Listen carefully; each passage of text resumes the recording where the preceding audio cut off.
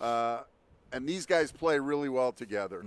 And they've made Kevin Byard better and become, they've weaponized Kevin Byard again. Last year he was running all over the place like a chicken with his head cut off, trying to do too much and ultimately doing very little. And you see this year, they've once again weaponized Byard, and it's made their defense really, really good, much, much better. Yeah, and at the beginning of the season, we were really getting on Bud Dupree, but Bud Dupree is a grown man out there right now. Yeah, he's getting better every week, no doubt. He's physical, and he's making plays at the right time. And I know, coming off injury last year, with the Pittsburgh Steelers, but you can tell right now he's getting healthy, he's playing physical, he's playing fast, and he's making plays at the right time. He might not have the numbers and the sacks and everything, but he's pressuring the quarterback, and he's having strip sacks, man, that's just helping this Tennessee Titans defense. Yeah, Ted Gwynn of The Athletic wrote, a piece on what the Titans are doing. And it's really even hard to explain. Yeah. But it's a very complex coverage, a series of coverages that mixes in a little bit of man, little bit of zone. He talks about cover 7. But ultimately, guys, we know that what makes this defense go are guys like Autry, Simmons, Dupree, and Harold Landry. So when I watch this Titans team, Mark, you covered it, Chris, you played it. They remind me a lot of the old Titans. The defense and the fact that the defense is led by those front 4, and it's making everybody better. And I think the defense now has confidence that they can go get after the quarterback. And I think it makes the secondary better. And when I watched this defense the other night with Autry and Simmons and Landry and Dupree, it reminds me of Curse and Haynesworth and Kevin Carter and those guys. And I do wonder this, which is the teams that you played on, Chris? Yes. Game like this against the Saints, it may not be pretty. Yeah. You guys would have found a way to win this game. Oh, and that's where I look at this team today, and I'm like, I know a Mike Vrabel team has no problem getting up for any team. Every time they're the underdogs, they find a way to go out there and put together a good effort.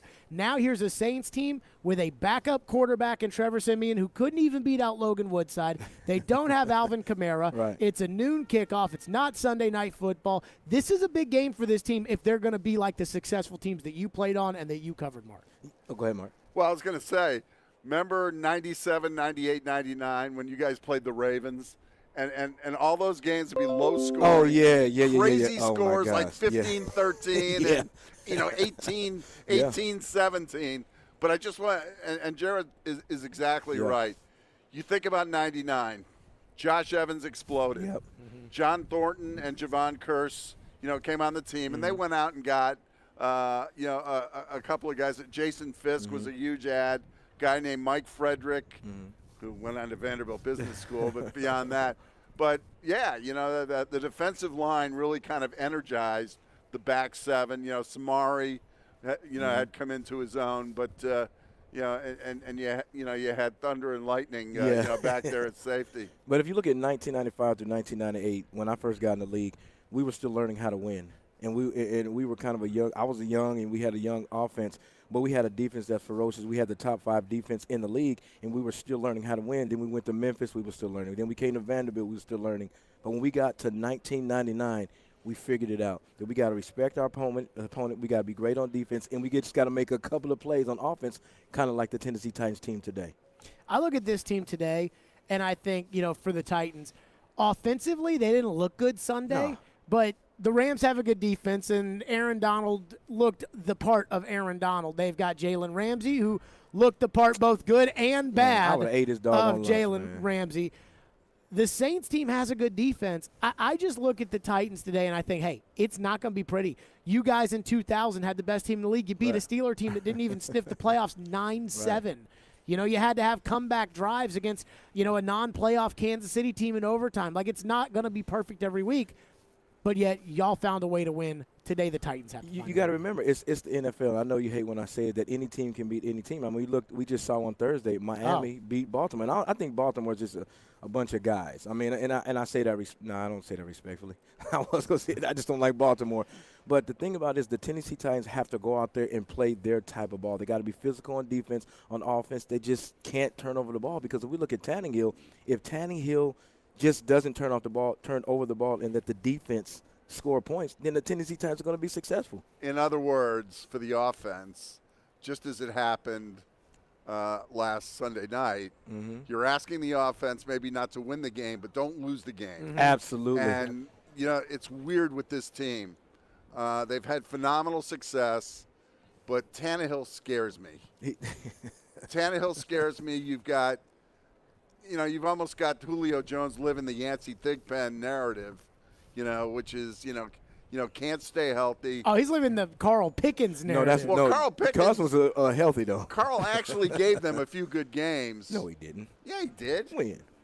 He gave you a few good games. He had like 400 receiving yards, which is like what Julio has now. Yeah, well, whatever the case. Julio gave you 4 catches last week. on screens. Carl was done. I mean, we thought Julio. He couldn't run anymore. That's the problem with Julio. Julio might be. Had some tread left on the. But my point is, this team is flawed. Good God, look at the offensive line. Half of those guys should be out, selling insurance. I mean, seriously. Yeah, but we talked about this off the air, Jared. I know they struggle in pass pro, and the reason why they struggle on pass pro is because they're getting attacked as opposed to being on attack in the run game. Because everybody's like, well, why are they doing good in the run game but not doing it in the passing game? It's because in the running game, you're on the attack. When they're passing, they're attacking you. So there's a big, big difference. So if the Tennessee Titans can keep Tannehill clean, and Tannehill cannot throw interceptions or make fumbles, you smiling. There's no way they're keeping Tannehill clean today. Not today. Not against that defense. Okay, we said that against the Rams, and they only had 3 sacks. I mean, they pummeled Tannehill in that game. I mean, they were beating him. It wasn't so much the sacks. It was, it was the hits. Yeah, like 13 quarterback hits. It wasn't as bad as the Colts game, but it was. Right. Or the Jets. I think about it like this, which is that the Saints have a good defense. The Saints are well coached. The Saints probably don't have a lot of firepower on offense today, which means that if Ryan Tannehill turns the football over, New Orleans is going to have a chance to win this game.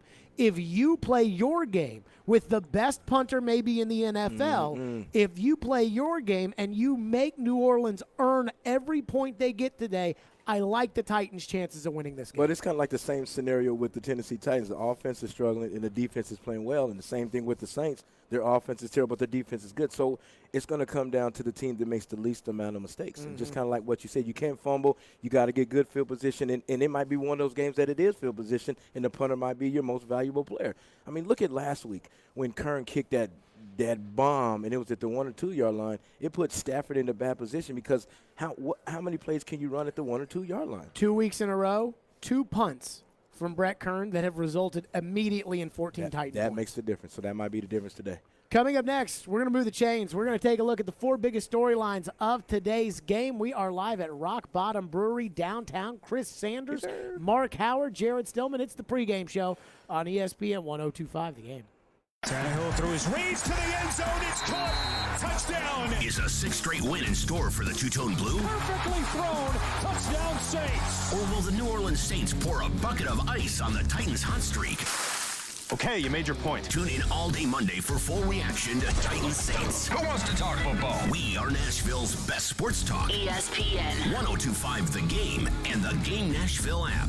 Hey, Nashville, looking to spruce up your home for the holidays? Social Furniture on the West Side has you covered. They're packed with items you can either take home with you or have them delivered to you the same day. You've heard of inventory shortages. Well, not at Social Furniture. At Social Furniture, you can get your new furniture today. Yes, the same day. For instance, take this designer leather sectional. For not $3,000, it's only $1,299 with today's delivery. At Social Furniture, the savings are huge out there. They're located on the west side, 5412 Charlotte Avenue near White Bridge Road. Maybe you need some chairs for your table, or you have guests for the holidays and need furniture fast. Well, you can find it all at Social Furniture. They have thousands of combinations to choose from, and they'll deliver today. And guess what? The best thing is you don't have to pay today. You can take 12 months to pay with no interest. So load up the family and come to Social Furniture today on Charlotte Avenue in West Nashville.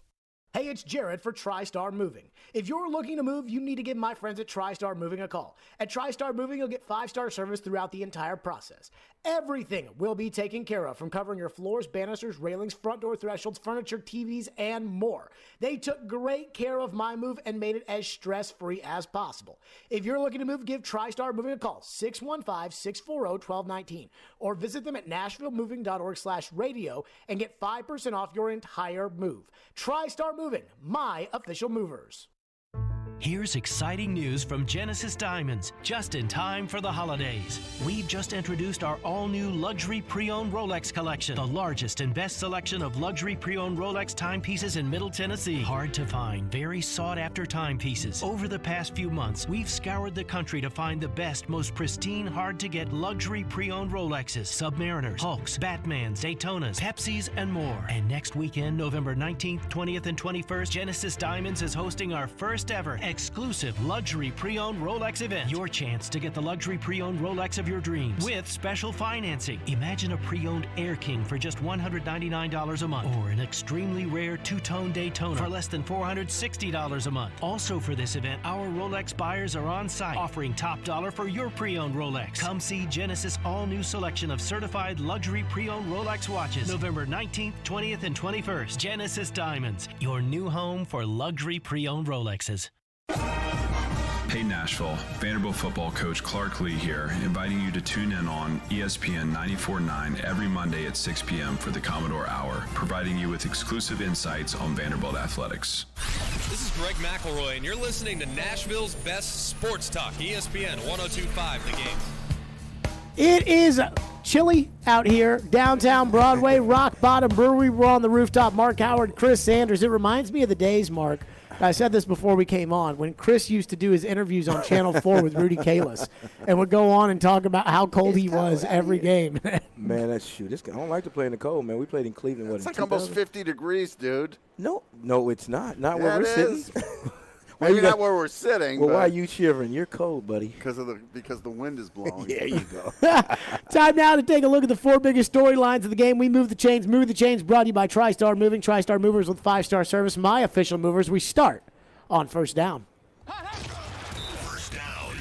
Julio Jones placed on IR for the Titans. He'll be out for the next 3 weeks at least. Julio Jones, and the Titans have a bye after that, so it'll be a month. The Titans practiced on Thursday. Teron Davenport had the video. Julio Jones in a one-on-one pulls up and walks off the field. Another hamstring injury for Julio. This is the 3rd hamstring injury, or the 3rd time he has re-injured this hamstring this season, 4th if you count training camp. Guys, we were concerned about it when they traded for him. Chris, you and I both said we wouldn't have made the trade because of the hamstring issues and the injury problems for Julio Jones. How concerned are we that the Titans may be in a really tough spot at wide receiver going forward? It's just difficult because this is one of the guys that we were depending on this year, and me and you talked about it at the beginning of the season that we wouldn't sign him because of injuries. We got to understand, too, that he's older. So when you're older and when you get hurt, a lot of times it's hard to come back. So you just can't do that. But I think these other receivers got to step up. Johnson, I don't know if Fitzpatrick is going to be elevated to play this week, but those guys have to make plays because if they don't make plays and the Saints stop the running game, where's the explosive plays going to come from? Who's the explosive receiver? Who's the explosive player on this offense? So somebody in that receiving core has to step up, and I don't know who that is. You don't know either. Well, they've got a multitude of options. Right. We'll see what happens. But, yeah, other than A.J. Brown, right? Westbrook-Akeen's been pretty good. Marcus Johnson hasn't shown me anything. He had a great camp. Mm-hmm. But beyond that, I haven't seen a whole lot, no. And it's interesting that they let Josh Reynolds walk, that suddenly Des Fitzpatrick, who went to some far-flung school in Kentucky. Great school. Maybe he steps up today. I don't know. And that's what's been crazy about this team. Yeah. Somebody steps up and gets the job done. So we'll find out today. And I just think that, we may not see those explosive plays, but have a receiver that can move the chains. Say if it's 3rd and 5, you run a little choice route, catch the ball. It still keeps the chains moving. We might not have that 30-yard catch or that 40-yard catch. We might get it with A.J. Brown. But other than that, one of those guys has to step up and make a catch. A.J. Brown has 551 receiving yards on the season. Julio Jones is second at 336. Would you guys care to guess who's third on the team in receiving yards? Pruitt. Mark? Swaim? Jeremy McNichols has 214 receiving yards. There you go. Chester Rogers, 186. Nick Westbrook-Aquino, 155. I'm with you, Mark. Westbrook-Aquino right now is probably the second best wide receiver on the team. He has one more receiving yard than Derrick Henry this season. Crazy. But I think I'm thinking about it too. Does this put a lot of pressure on A.J. Brown? Because I don't think the Saints are going to double A.J. Brown. So I think they're going to put Lattimore on him like they did, a couple of years ago. So I think that A.J. Brown can still go up there and make those plays. I would quadruple team A.J. Brown today if I were the Saints. Yeah, and we got some Saints fans over there that are mad at you for not liking Lattimore. I'm the one guy. A.J. Brown's the one guy that can beat him. The Titans. Absolutely. We talked about it. Titans have one receiver. They have no tight ends. They have no running backs. But other than that, they're pretty chugging good. along. But this is what. Other than that, they're maybe the best team in the NFL. But this is where Chester Rogers can come into play. I mean, Chester Rogers had a great camp, and if you look in camp, who was Tannehill's most consistent wide receiver in camp? I know that's just in camp. It was Chester Rogers. Chester Rogers was making plays, and I think that if he can get the ball in his hands, he can make something happen. That takes us to second down.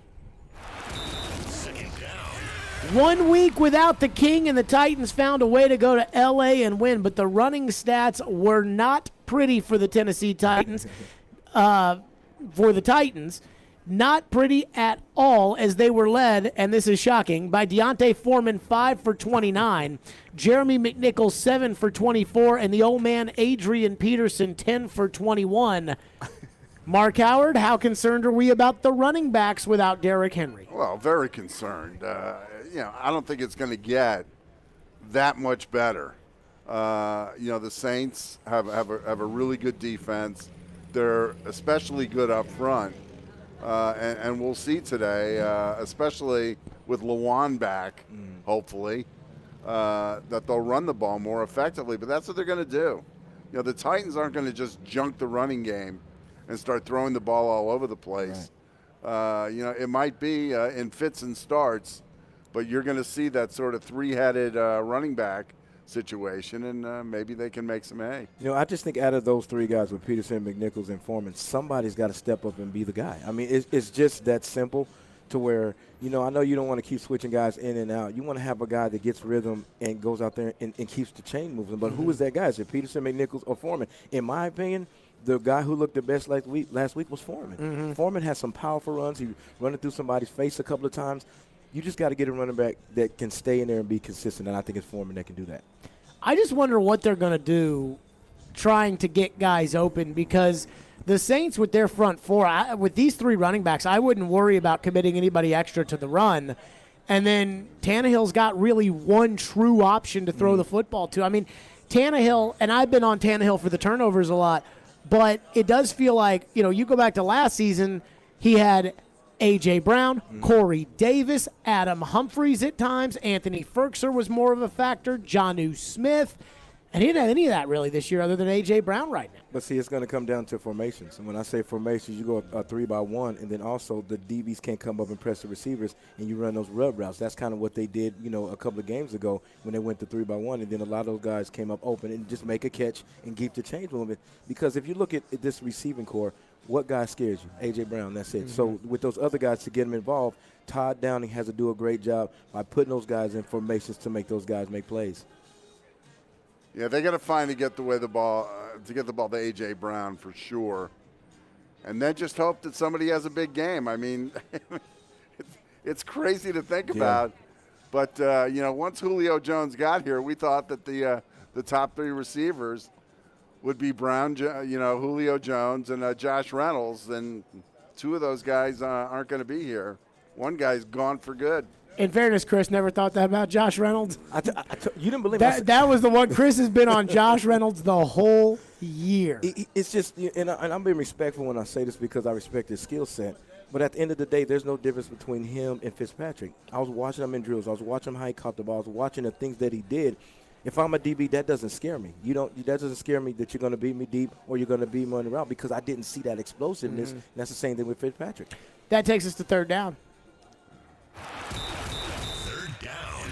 How about that Titans defense, boys? I mean, going up against the L.A. Rams with all that firepower, Matthew Stafford, an MVP candidate, and the Titans defense absolutely shut the Rams down. They have looked fantastic. Kevin Byard with more big plays and more big moments this season. Danico Autry and Jeffrey Simmons really gelling with Landry and Dupree.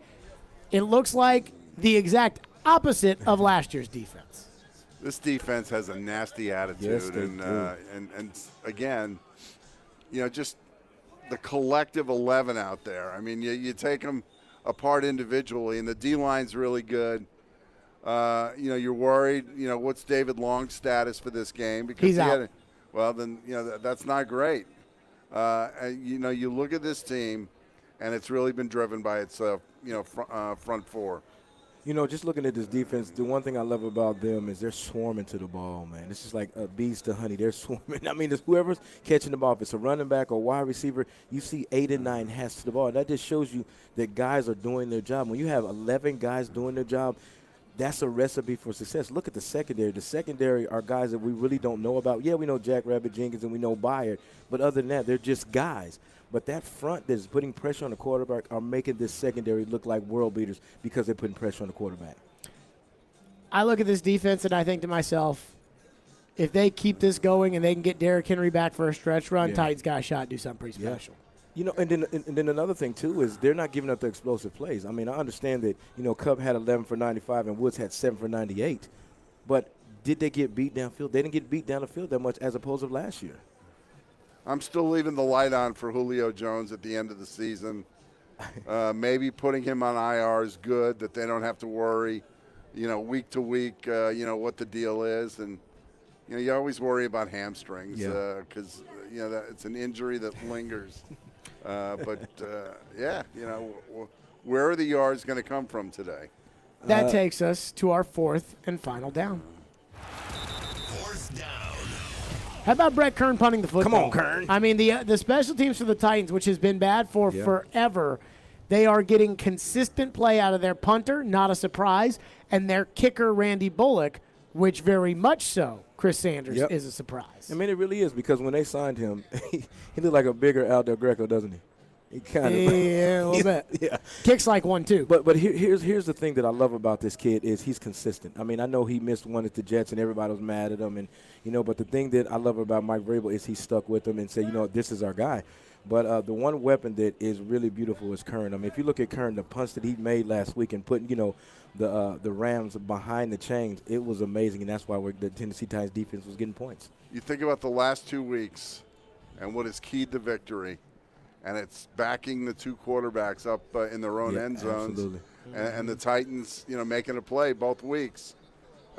2 plays last week with the interception, but also the pick 6 by Byard.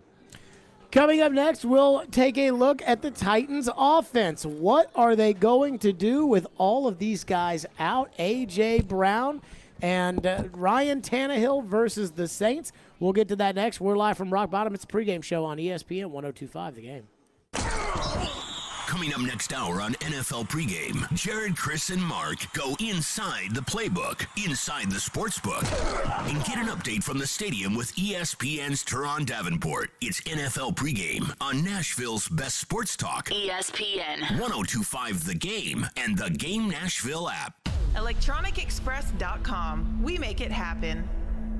More than 80% of hospitals and other healthcare employers are now looking to hire nurses holding a bachelor's degree. That's why Aspen University's 3-year accelerated and accredited BSN pre-licensure program is now enrolling with no wait list. Tuition and fees are less than $50,000 and transfer credits are accepted. Want to learn more? Just text STEP to 323232 right now. Most courses are online and you'll complete your clinicals within our collaborative network of healthcare providers. Plus, if you need more flexibility, we offer a nights and weekends program. Text STEP STEP to 323232 right now. All clinical simulations and labs are delivered in person while following CDC guidelines for social distancing and masks. If you've thought about becoming a registered nurse, the time is now. Text STEP to 323232 to learn more today. Text the word STEP to 323232 right now. Text STEP to 323232. Total cost of the degree program will vary depending on the courses taken, transfer credits awarded, and fees incurred. Employment statistics are from the AAC and Research Brief, published in December 2020. Texting privacy policy and terms and conditions posted at textplan.us. Message and data rates may apply. Man, the NFL season is flying by, right? And there is a big Week 10 Monday night matchup between division rivals Rams and 49ers, while FanDuel wants to make it even bigger. Joe Rexler here to let you know that FanDuel is giving new customers 30-1 odds on either of these teams to win. What does this mean? It means you win $150 on a $5 bet. I like the Rams. I have Aaron Donald over on the sacks. You can do a lot of things on FanDuel. It's sports betting made simple. FanDuel is always hooking up with great offers. Plus, when you win, you get paid in as little as 2 hours. If you're already a FanDuel user, FanDuel's hooking up all customers with $50 when you refer a friend. Plus, your friend will get $50 too. Invite them using your exclusive referral link, which can easily be found when you tap her icon. See for yourself why FanDuel is America's #1 sportsbook. Sign up promo code Joe102 before the Rams take on the Niners. You can win $150 on a $5 bet. Remember, use promo code Joe102 so they know I sent you. You must be 21 or older and present in Tennessee. New users only. $10 first deposit required. Must wager your designated offer market. Max bonus $150. Bonus for Tennessee users fulfilled in site credit within 72 hours. Tennessee site credit expires 14 days after receipt. Restrictions apply. See full terms at sportsbet.fanduel.com. Gambling problem? Call the Tennessee Red Line 800-889-9789. Screwball Peanut Butter Whiskey is the official whiskey of the NFL pregame broadcast on ESPN 1025 The Game. Screwball is the original and most awarded peanut butter whiskey in the world. Made with real whiskey, peanuts, and peanut butter, Screwball is all natural flavor to be enjoyed as a straight shot, in an espresso martini, peanut butter old fashioned, or a PB&J shot with a berry liqueur. Check out screwballwhiskey.com/recipes for more. Be sure and ask for Screwball by name at your favorite watering hole in Nashville. Enjoy responsibly. 2021 Screwball Spirits LLC, San Diego, California. Whiskey with natural flavors, 35% alcohol by volume. Nashville's best sports talk, locally owned, home of our Nashville Predators. WPRT-FM Pegram, 97.5 Murfreesboro, WBUZ HD2 Laverne, online at thegamenashville.com. We are ESPN 1025 The Game. What are the keys to victory on the offensive side of the ball for the two-tone blue? Jared Stillman, Chris Sanders, and Mark Howard go inside the playbook. Brought to you by E2 Roofing. This is the NFL pregame on Nashville's best sports talk. ESPN 1025 The Game and the Game Nashville app. Inside the Playbook, brought to you by E2 Roofing. Trust the roofers with integrity. E2 Roofing, a veteran-owned and operated local Nashville roofer. The Titans' offense did not impress on Sunday night against the Rams without Derrick Henry. They'll also be without, as we mentioned, Julio Jones today, who was placed on IR, but not only to make matters worse, the Saints actually have a pretty good defense this year, 5th in the NFL in points allowed, 11th in total defense. They've got a front four that can get after the quarterback. Chris Sanders, we start with you. What's your game plan on offense to get something going for the Titans? We got to figure out the running game. I mean, I know Derrick Henry's out. We got to figure out a way to keep the chains moving. If the Tennessee Titans can do that, I know the Saints' front is pretty good, but if we establish the will at the line of scrimmage and the O-line plays well, I think the Tennessee Titans can be successful. David Quessenberry has to somehow neutralize Cameron Jordan. Oh, he's a dog. He's got 3 sacks. They've also got Demario Davis, who has 3 sacks. They've got to keep the Saints' pass rush off of Ryan Tannehill. And also, A.J. Brown has to win his battle, or at least a few battles, with Lattimore. They're a very talented corner.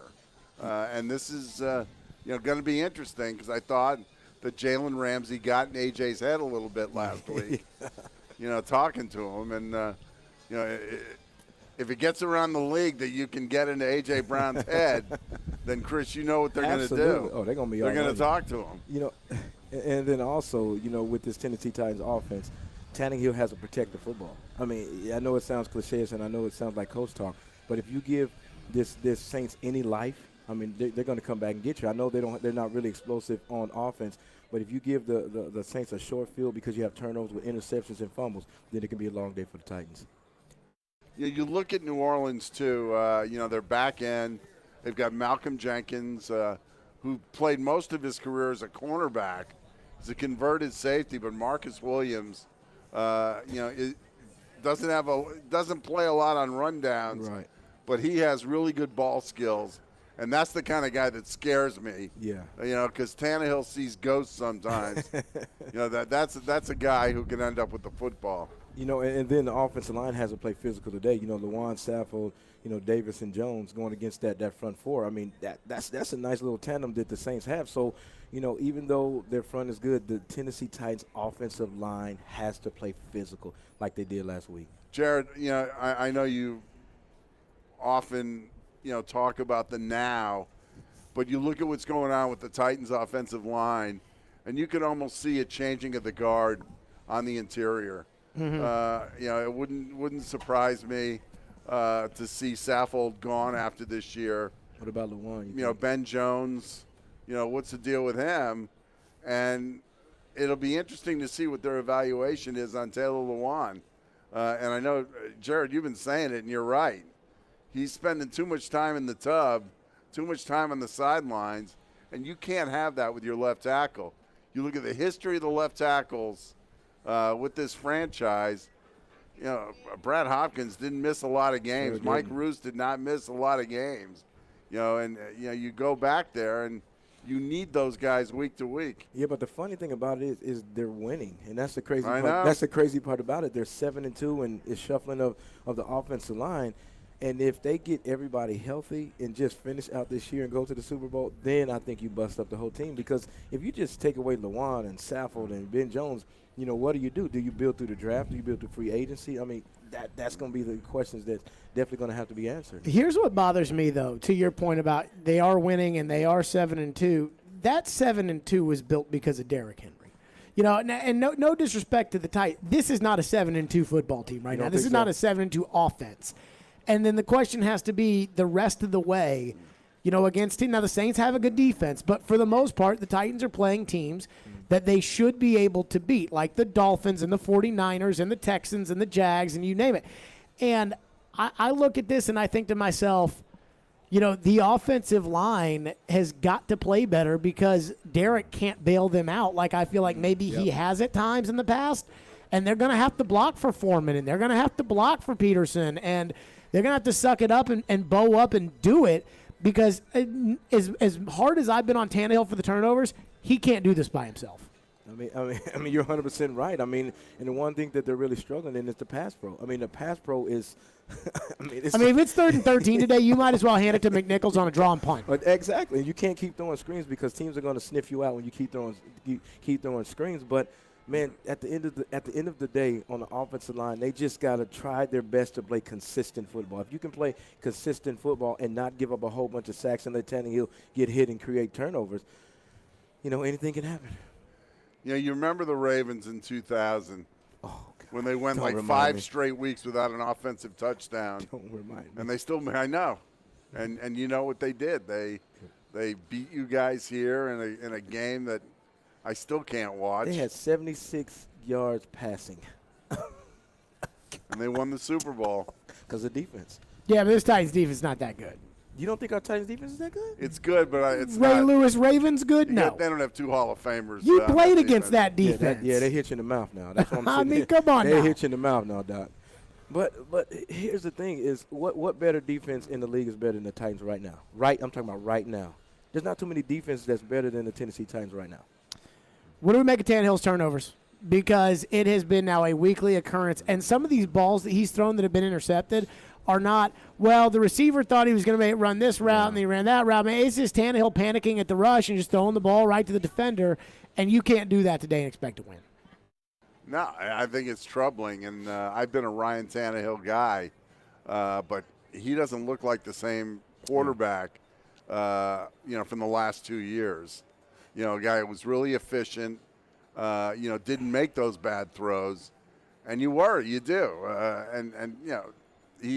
it's in his capacity to play better, but he's got to stay aggressive though and keep throwing the ball downfield. I just went back and looked at film and just kind of wondered to see why he's struggling so much. Is number one, he's staring down his receiver, and if you're a quarterback and you're staring down your receiver, the safeties and corners are going to read your eyes. And number two, he's not really going through his progressions. He's not going through his first and second and third read. He's just staring down the receiver. So if I'm a defensive back and I see you staring down the receiver, that's where I'm going, because you look at the interceptions that he had against Indy, he stared down the receiver. If you look at last week, he stared down the receiver. So he just got to go through his progression and let the play develop so he can make the right read.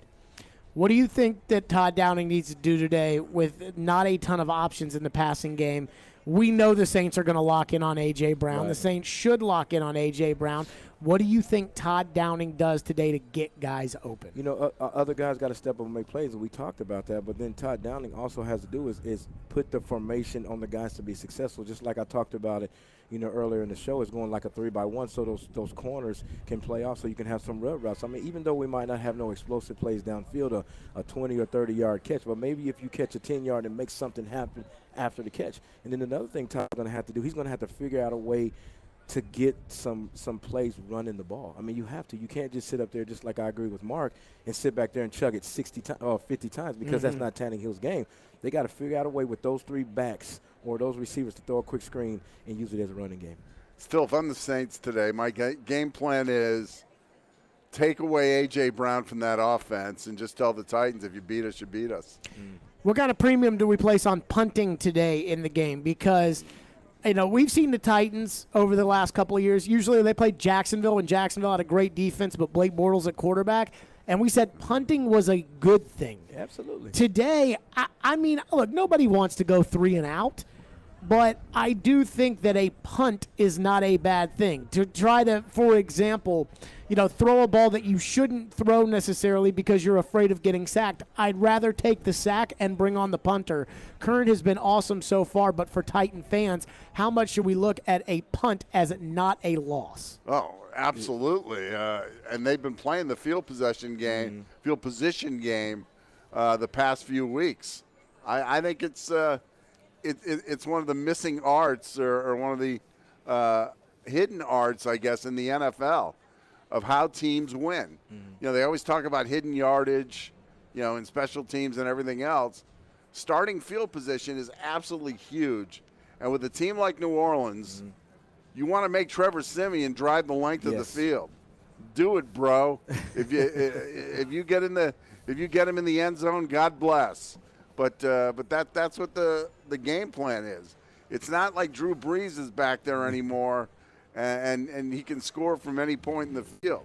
Yeah. With Trevor Siemian, it's let him go down there, let him drive the length of the field, because eventually he'll make a mistake. Yeah, and it puts pressure on the offense. I mean, look at what it did to Stafford. When you're at the 1 yard, like, how many plays can you call? And then all of a sudden you have a situation where David Long Jr. gets an interception. Why? Because, you know, the pressure of the defense, and he throws an interception. So, man, I'm telling you, you're 100% right that, you know, a punt is a good thing, and it puts a pressure on the offense that's struggling the whole season.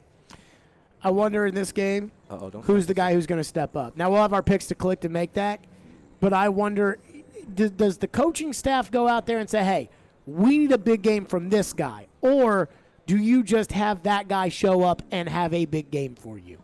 Well, your best players are the guys you expect big games from. But you want to have that collective mentality that somebody's going to step up and, you know, maybe play their best game of the year. And they've given an opportunity to guys like Westbrook-Ikhine and Chester Rogers. And, you know, it's been crazy. I mean, even Jeff Swaim, who might not have turned out to be the best blocker, has been at least a body that they can throw the ball to at tight end. I don't know what the deal is with Ferkser. It just makes me nuts that he hasn't become, you know, a more productive player.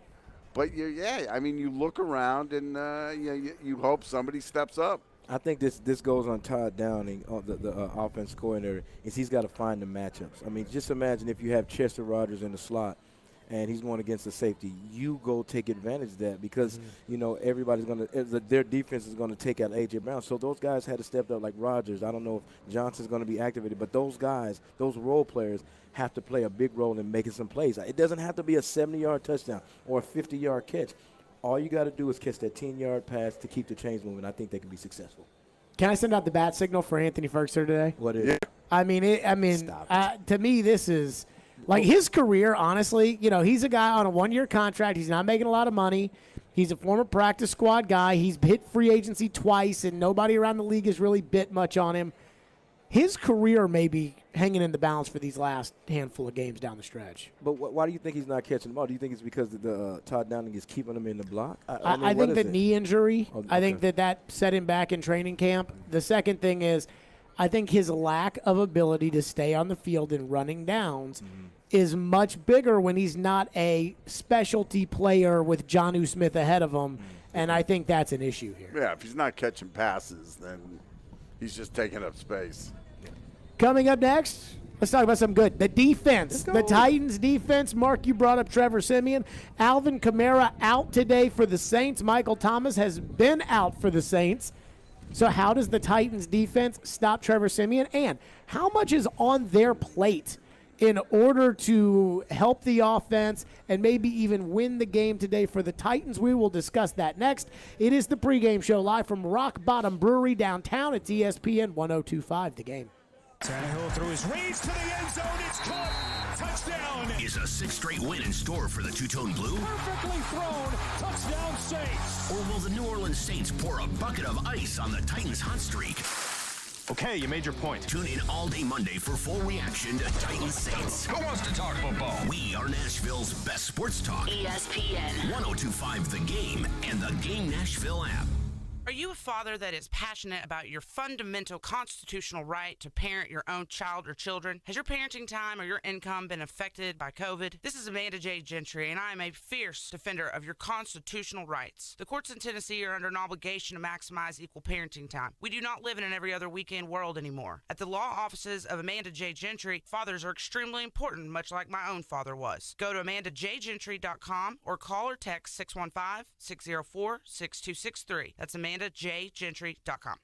Family Leisure's Ultimate Game Room Sale is back. Huge discounts up to 50% off on all kinds of game room furniture and accessories. Slate pool tables from Brunswick and Legacy pool tables. Prices starting as low as $14.99 installed. Perfect for Christmas. Family Leisure has huge savings on massage chairs. Full body massage chairs starting at only $9.99. 4D massage chair more than half off at $29.99. Family Leisure guarantees to beat anyone's advertised home theater seating prices. Shuffleboards, foosball, and air hockey tables on sale as well. That's Family Leisure at both locations, Franklin and Antioch. Your home value is way up. Why not use it to make your home even nicer with a new kitchen or bathroom? Hey, Willie here. So many of our listeners are doing this with Loan Pronto, thanks to their zero-cost cash-out refi program. Call Loan Pronto now. They're fast-tracking home refis for the year-end, and people are getting checks for $60, $70, $100 grand or more. It's fast and easy. It's your money, money you can use to add even more value to your home. Imagine 2022 with that all-new luxurious kitchen you've been dreaming about. Or start building that pool so it's going to be ready for the summer.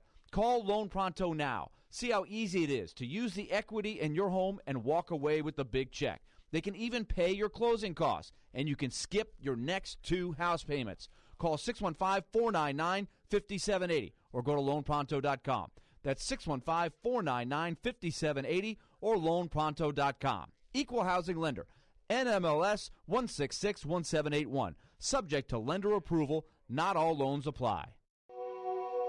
In support of his new single, Bye Mom, country music star Chris Jansen is teaming up with Bass Pro Shops for an in-store Roundup at the Register campaign November 7th through 13th to help Folds of Honor provide 20 life-changing scholarships for the spouses and children of our fallen and disabled service members. For all the military families who ever had to say, Bye Mom, visit your local Bass Pro Shop this weekend and help us give back to those who make the ultimate sacrifice. Later today, it's our NFL Game of the Week, brought to you by Red Spirits and Wine in Bellevue. Cousins, deep shot, got a man, Jefferson, you bet, touchdown Minnesota. The Minnesota Vikings visit Justin Herbert and the LA Chargers. Herbert throws the touch pass for the touchdown. Coverage begins at 2:30 on ESPN 102.5 The Game. What are the keys to victory on the defensive side of the ball for the Two-Tone Blue? Jared Stillman, Chris Sanders, and Mark Howard go inside the playbook. Brought to you by E2 Roofing. This is the NFL Pregame on Nashville's best sports talk. ESPN 102.5 The Game and the Game Nashville app. Inside the Playbook, brought to you by E2 Roofing. Trust the roofers with integrity. E2 Roofing, a veteran-owned and operated local Nashville roofer. For the New Orleans Saints, Trevor Siemian is at quarterback. Trevor Siemian got the nod for the Broncos after Peyton Manning retired in 2016. He was not very good. And then after a couple of seasons, he was shipped off. A backup with the Jets, signed by the Titans in training camp of 2020, did not beat out Logan Woodside, though that may not have been a fair competition. He was then later claimed by the Saints, who had him as their third-string quarterback behind Drew Brees and Jameis Winston. So much for Sean Payton's Taysom Hill as a franchise quarterback line from a couple of years ago. Trevor Siemian is in his career. Trevor Siemian, 59.2% completion percentage in 29 games as a quarterback. He has a career record of 13-13 as a starter.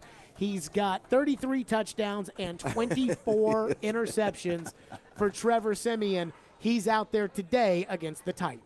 Well, I think the Titans' front four should have a big day.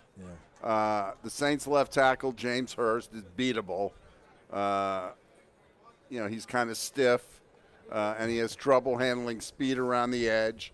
Their interior line with Cesar Ruiz and Eric McCoy are undersized. So Jeffrey Simmons and Danico Autry, should be able to have some success against them.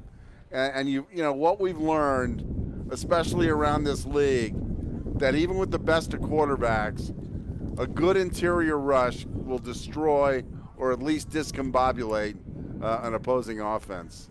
Man, that wind is blowing, but yes.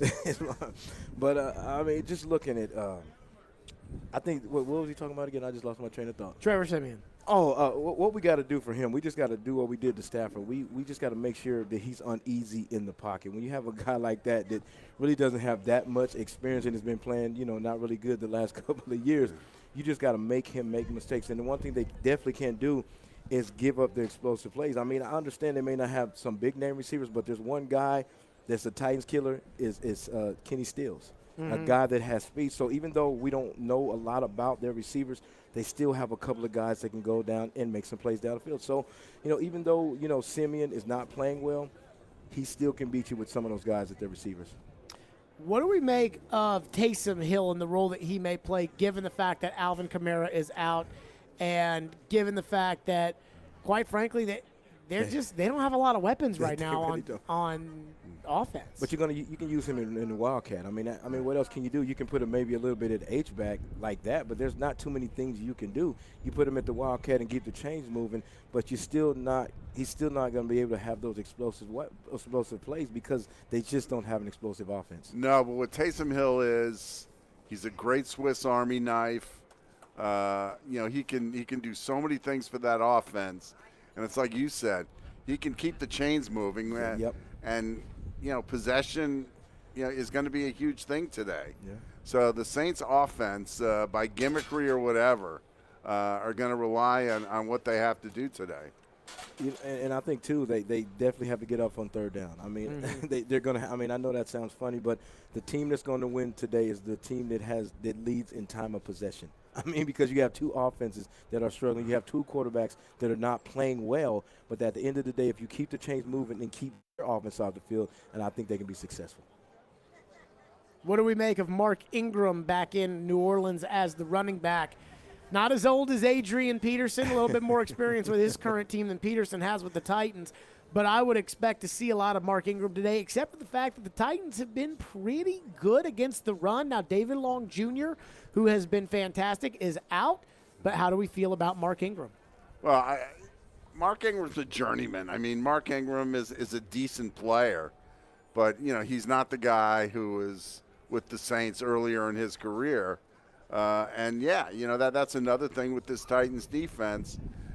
They get off the field. They're good against the run. If they do that today, then they should have some success. Yeah, I mean, even, Ingram's about 750 years old. He still runs mad. I mean, he still has an attitude. He can still play this game. So, he might not have those big runs like 10 or 15 yards, but if he gets 7, 6, stand in front of the chains. That's a benefit by leading in time of possession. So, he might not have that 70-yard run, but if they keep those chains moving, this can be something big for the Saints. What do we think about Sean Payton's ability? I mean, we know he's a great offensive coach, and he's going to go to the Hall of Fame probably as an offensive head coach. Yeah. What do we think about kind of the chess match here with Sean Payton? We were talking about Todd Downing given his limited options. He's going to have to find ways to get guys open. Sean Payton has made a career out of finding ways to get guys open. Now, Drew Brees has probably helped him along the way a lot, but what do we make of the chess match here with Sean Payton against Shane Bowen and the Titans defense? Well, Sean Payton is one of the best offensive minds in the game. And, losing Drew Brees was, absolutely huge. Championship coaches are usually tied to Hall of Fame quarterbacks. Sure. And they're looking for their next quarterback. I'm not sure if it's Jameis Winston. I have my doubts. But whatever the case, in a situation like this, he can prop Simeon up and make him somewhat effective. And again, he's going to get Simeon to play within himself. But yeah, he'll find mismatches. He'll find ways to get guys open.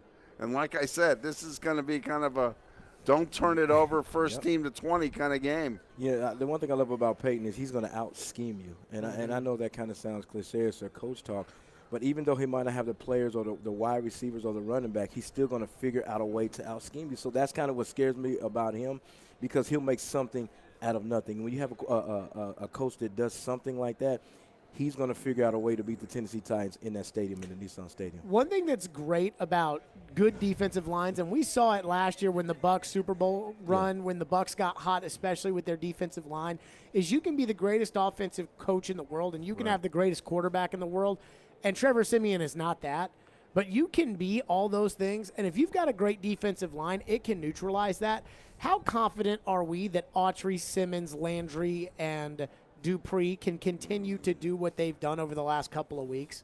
I don't think it's a fluke, and it's really the one constant with this team. So, I would say, I expect another good game out of them. That doesn't mean the Titans are going to win, but these guys, their pressure has generated turnovers. I mean, bad turnovers. And again, an interior rush completely throws a quarterback off his game. And he starts making, throws that he normally wouldn't. And again, we've seen it the last 2 weeks. The Titans have, reaped the benefits of that really good interior rush, especially down near the goal line. Yeah, but the one thing that's special about this defense, the last 4 or 5 weeks, they've been consistent. I mean, if you look at the last couple of years, you saw an inconsistent defense. Look at what they did in the last 4 or 5 games. I mean, they putting pressure on the quarterback. The back end's been playing well. And then also, too, if you look at last year, they struggling making tackles. Look at the tackles that they're making this year. You got the secondary, tackling guys and making plays and swarming to the ball. So, even though, Simeon is out there, they're still going to attack him like he's a veteran quarterback. So I do have to have a little mea culpa here, if I may. A what? A mea culpa. What is that? Sort of a confession. Oh, okay. So 4 weeks ago, I sat up here with Mark Howard, and I said, at the end of these 4 weeks against the Bills, the Chiefs, the Colts, and the Rams, everybody in town will want to run Shane Bowen, Titans defensive coordinator, out of town. Including you? Well, I was going to lead the charge. I said after the Jacksonville win that I had seen enough of Shane Bowen, not that I would have made the move, but that the next 4 weeks would give us clarity and would make it obvious that a move has to be made. Shane Bowen's a pretty good job. At least the defense has played pretty well with Shane Bowen coordinating said defense. So Shane is now off the hot seat, at least for right now. If they lose, I think it's pretty funny because there was an article in The Athletic. Shane Bowen was mentioned as among the next wave of head coaches in the league. Please take him. Please take him. Well, he's done a great job. No, yes. Okay. Okay. Last year they were terrible. They improved. They improved in every facet of the game. The secondary is improved, right?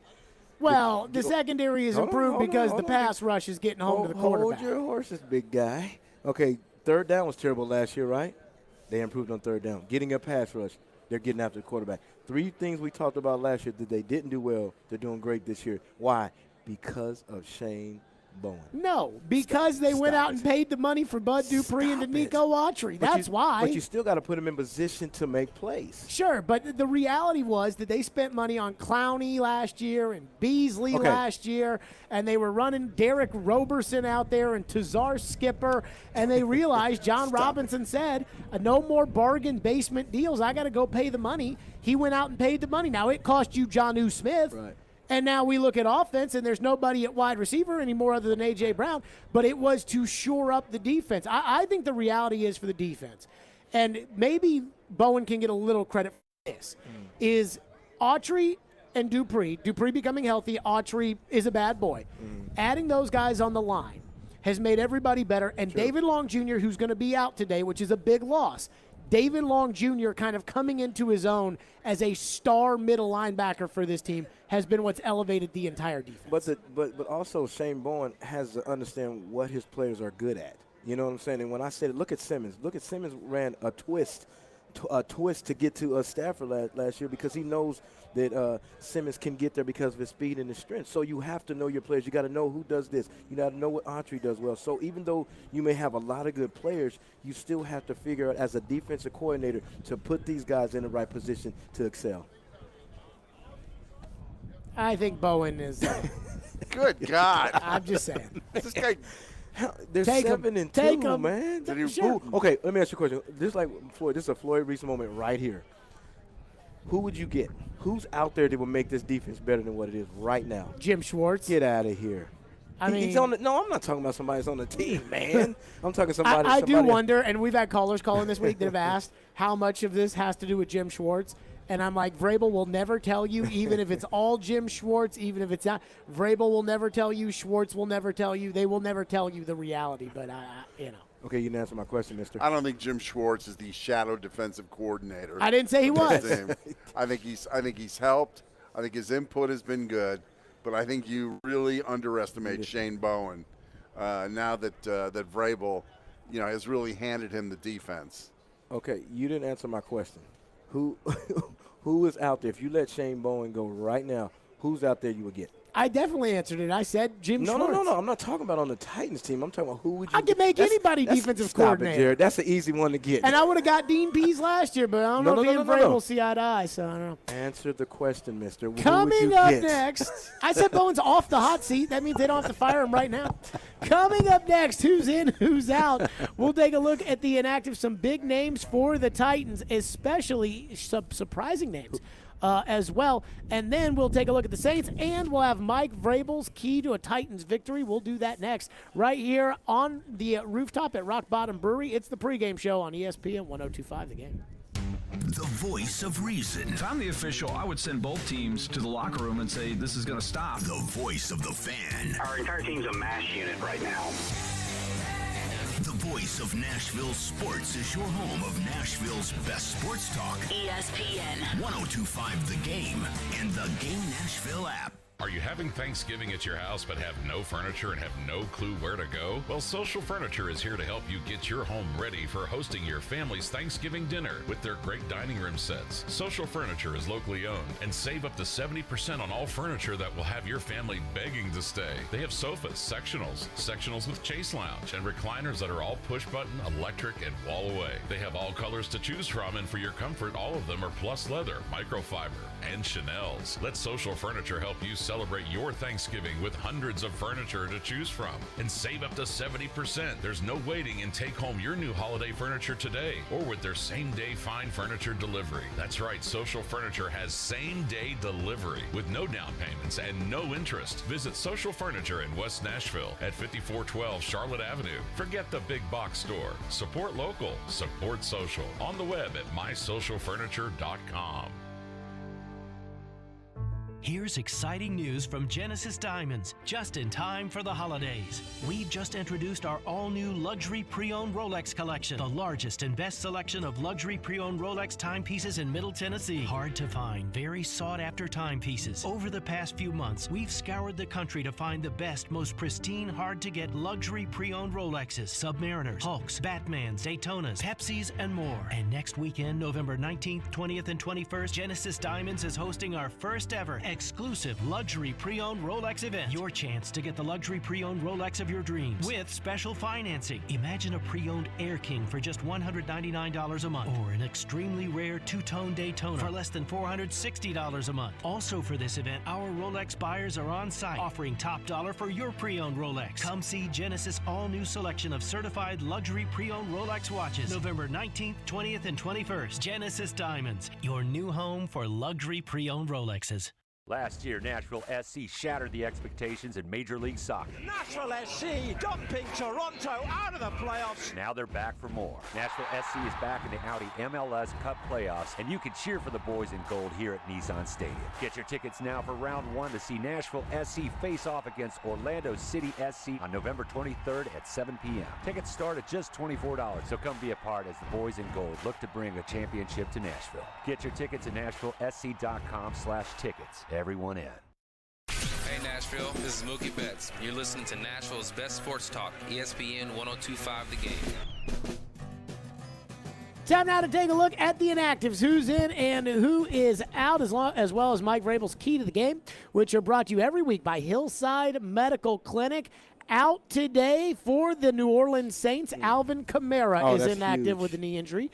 Teron Armstead out with a knee/shoulder injury. Nick Vannett is out.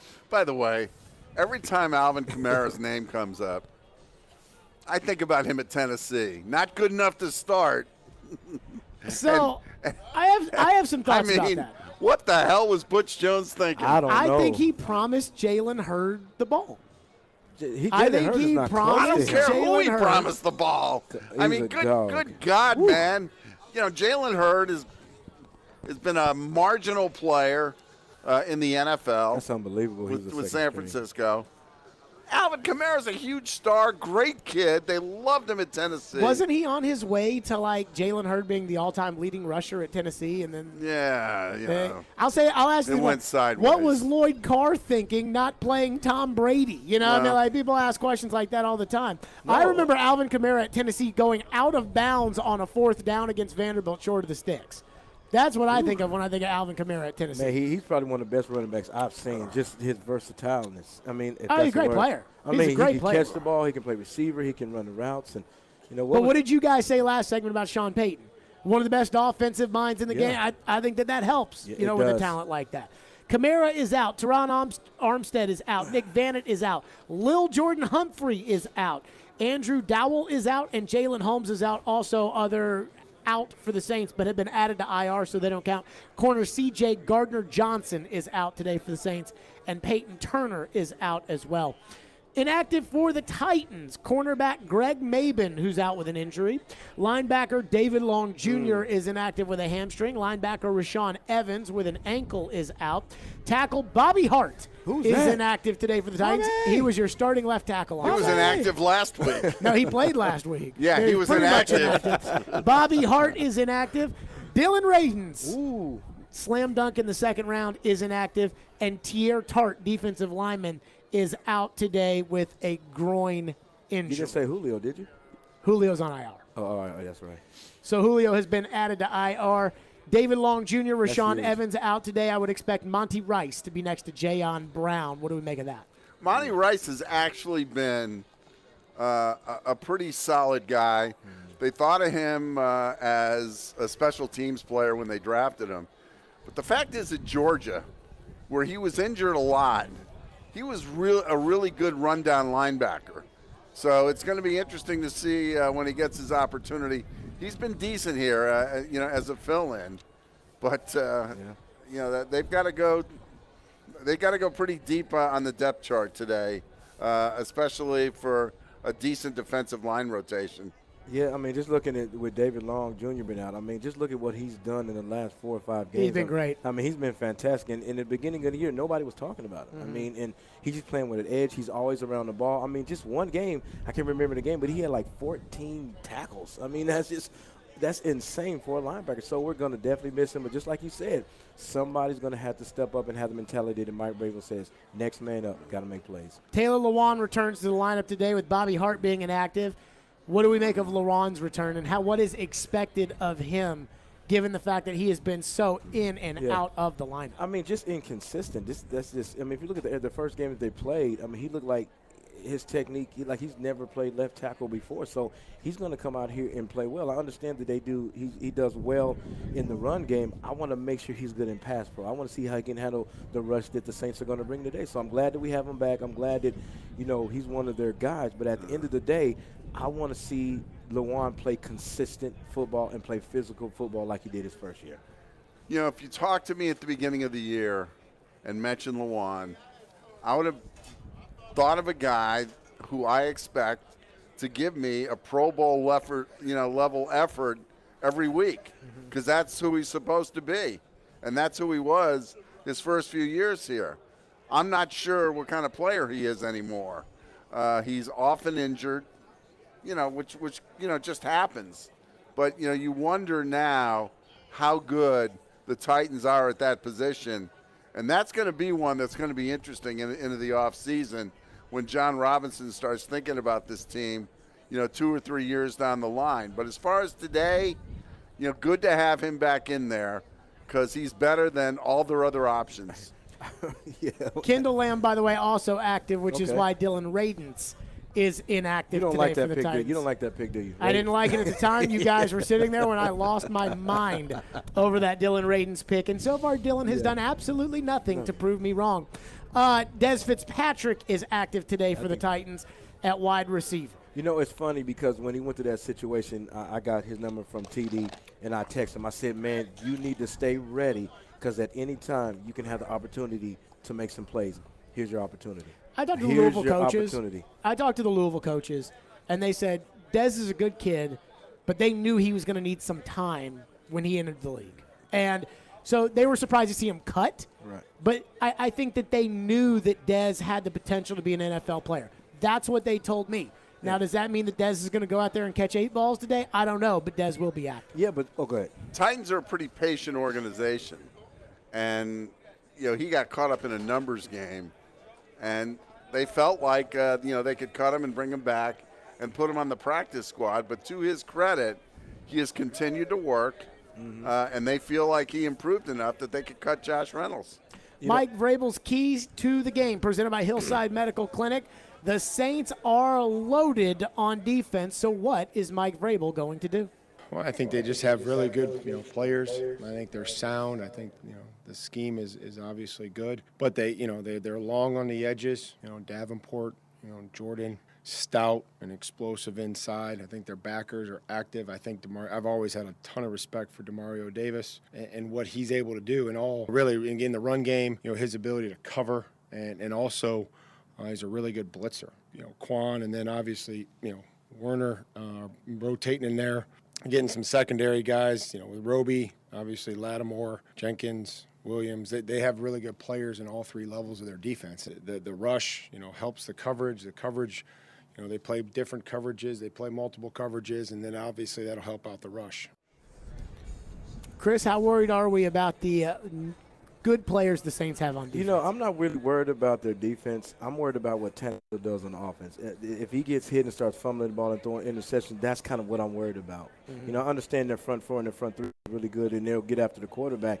But I just think at the end of the day, if Tannehill protects the football, doesn't fumble, doesn't throw interceptions, and just makes the plays and keeps the chain moving, I think we'll be okay. Yeah, I think one of the Saints, one of the cornerstones of their game plan today is going to be to pressure Tannehill, and they feel like they can get some turnovers. And I think the turnover battle is huge in a game like this. Yep, and I think also, too, is when they do bring that rush, I think Peterson and McNichols and Foreman have to make sure their pass pro is good to prevent Tannehill from getting hit. So it's so many things that could happen, but if Tannehill protects the football and doesn't fumble, then they can do some things. Coming up next, we'll chat with TD, who's at the stadium. What do we think about the Titans? Who's looked good in warm-ups? How about Taylor Lewan as he makes his return? Every time he looks, somebody pulls a hammy. TD will join us next here on the program live from Rock Bottom Brewery downtown. It's the pregame show on ESPN 102.5 The Game. Robbie Stanley. That size and that speed just doesn't grow on trees. That can be something that you can really turn into. Joe Rexrode. Just hold out and somebody will call in the bad signal. Get your morning started with Robbie and Rexrode every weekday from 6 to 10. Presented by Volunteer State Bank on Nashville's best sports talk. ESPN 102.5 The Game and the Game Nashville app. Winter's a bad time for your furnace to go out, but it's never a bad time to call Lee Company. Our heating and air conditioning pros are available 24/7. No heat? Don't wait. Call Lee Company now at 615-567-1000. Our expert technicians will diagnose the issue and fix it right the first time. When you're cold, you need someone you can count on to bring the heat. Call Lee Company now at 615-567-1000 or visit leecompany.com. It's back. Family Leisure's Ultimate Game Room Sale is back. Okay, so what's that mean? That means huge discounts, up to 50% off on all kinds of game room furniture and accessories. Like what? Up to 50% off on slate pool tables from Brunswick and Legacy Billiards. Prices start as low as $14.99 installed, plus the matching bars and game tables. Even poker tables to complete our game room are on sale as well. The guaranteed largest selection and lowest prices in the Mid-South. Wow, perfect for Christmas. Family Leisure is also featuring huge savings on massage chairs and home theater seating. Full body massage chairs starting at only $9.99. And the top of the line 40 massage chair is more than half off at $29.99. What about the theater seating? Family Leisure guarantees to be half off anyone's home theater seating. 3-piece recliner sets start at only $9.99. Full power recline real leather seats are only $19.99. That's great. And they have stand-up and desktop arcade games with over 600 games, shuffleboards, foosball, and air hockey tables. It really is the ultimate game room sale. The ultimate game room sale going on now at both locations, Franklin and Antioch.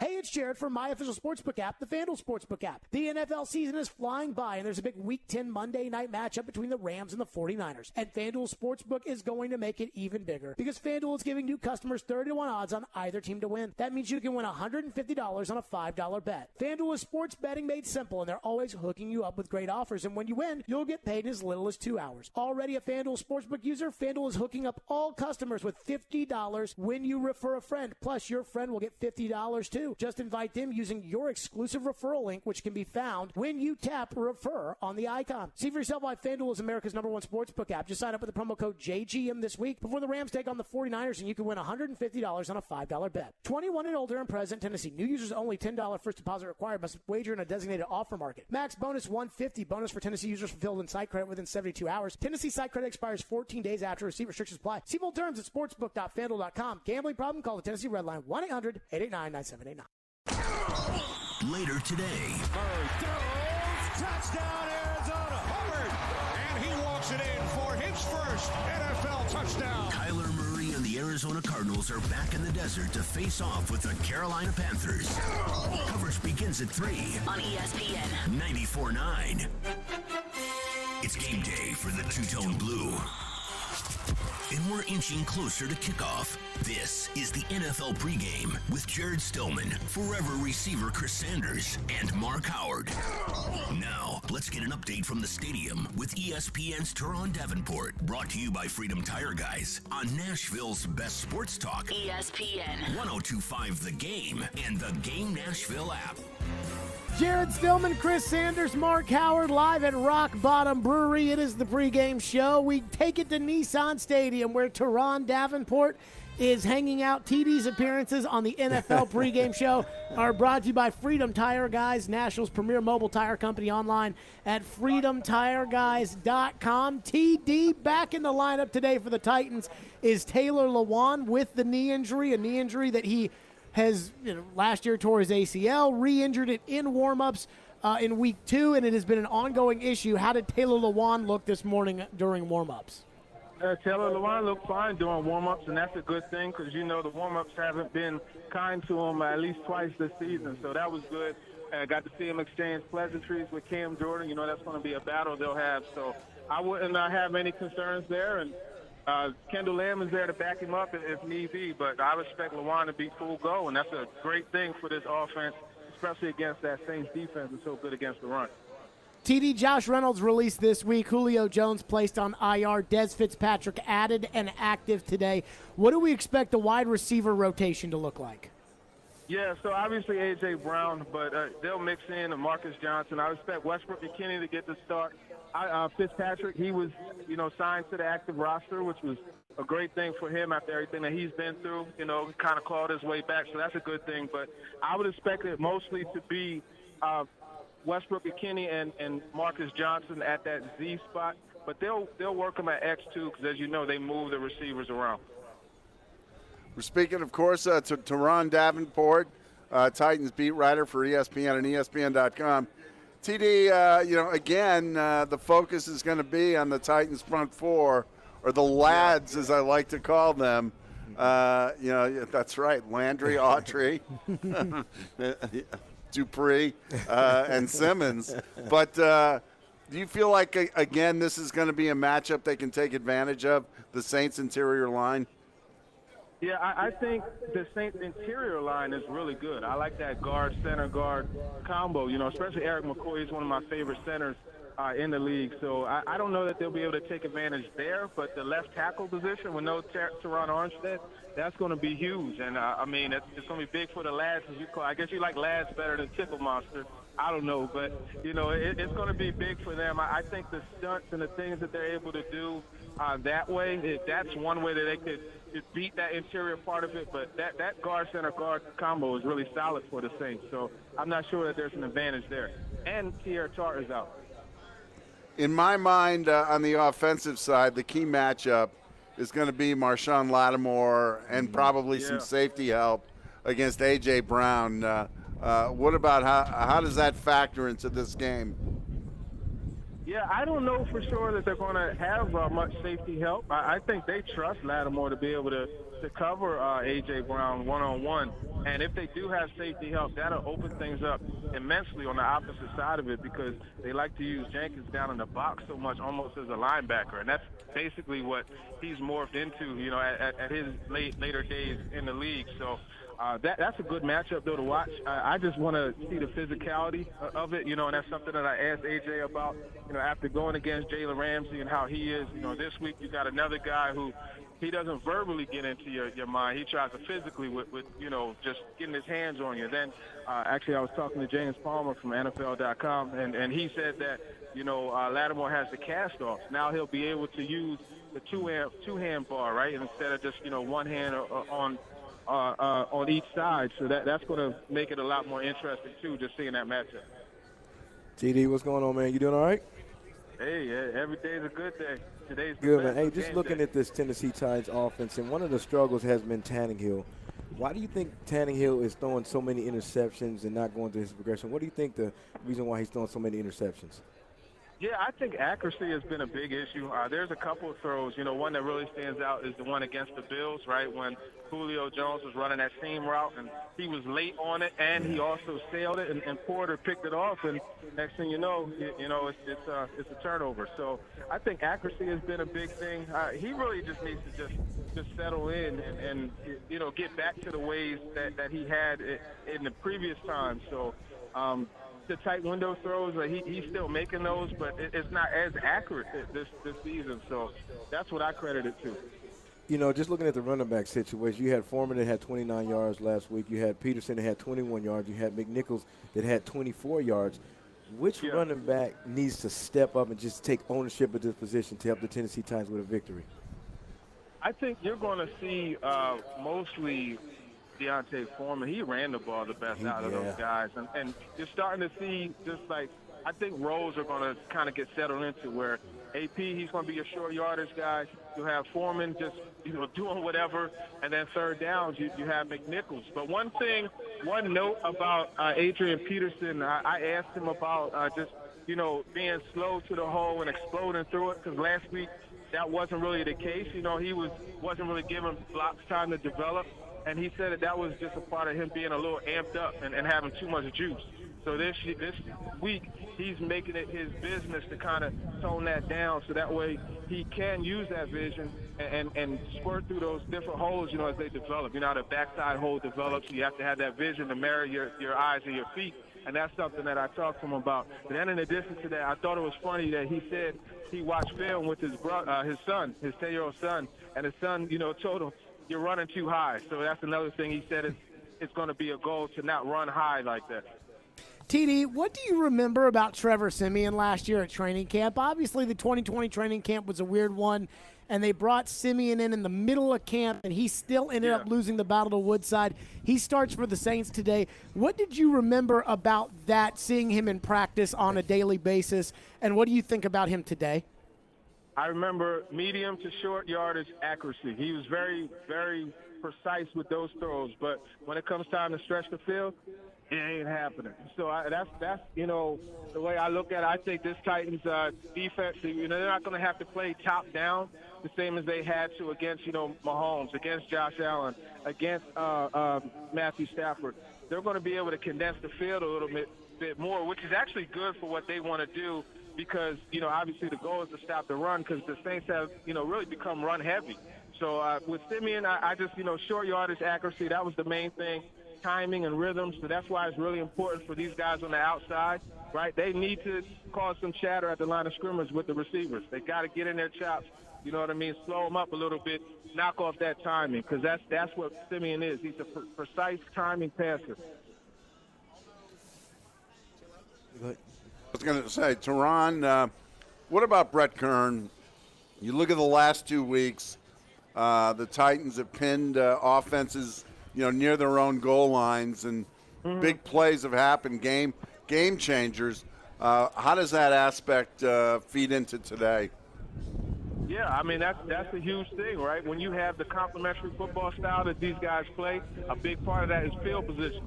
Who flips the field better than Brett Kern? I don't think there's many. And you saw last week what he was able to do, pin the Rams back, and that stalled another one of their drives, and that gave the Titans really good field position on offense. So his just excellence as a punter, there aren't many who could do what he does. So he's big time, for the defense. And anytime I think of Brett Kern, I think of what Dean Pease said. He's the defensive MVP. TD, the Saints really don't have that much explosiveness on their offense, but they do have a guy named Taysom Hill. What do you think the Tennessee Titans could do if he's in the game, if they have him at receiver or they have him at Wildcat? What can the Tennessee Titans do to actually stop Tyson from actually beating him? Man, just come up and punch him in his lips. Isn't that what you do, right? That's really what you have to do. Every time he gets the ball, you have to physically pound him. And he's a dude now. I don't care how how big he is or anything like that.